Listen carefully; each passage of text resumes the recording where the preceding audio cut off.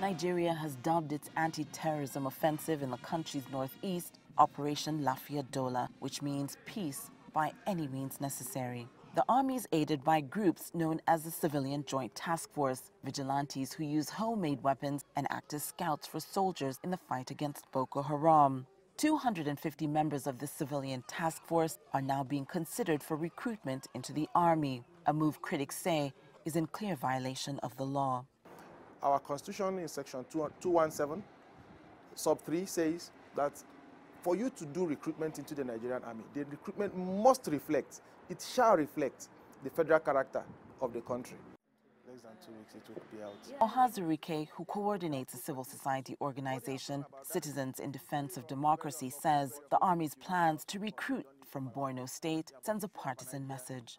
The Nigerian army, that's our greatest symbol of unity in this country today. The Nigerian army is our greatest symbol of unity.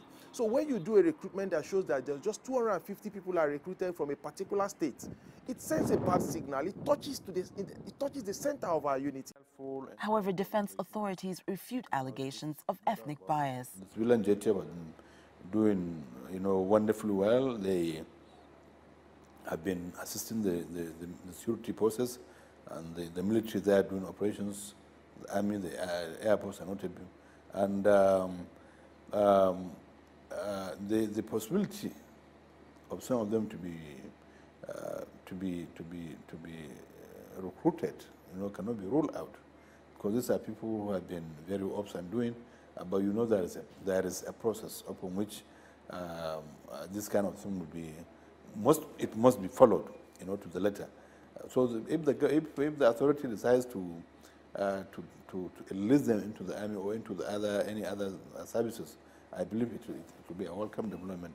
The government maintains that as long as the Civilian Joint Task Force works with the army, Boko Haram will slowly but surely be pushed out of northeastern Nigeria. Organizations like Amnesty International accuse both the Nigerian military and Civilian Joint Task Force of human rights violations, claims both groups deny.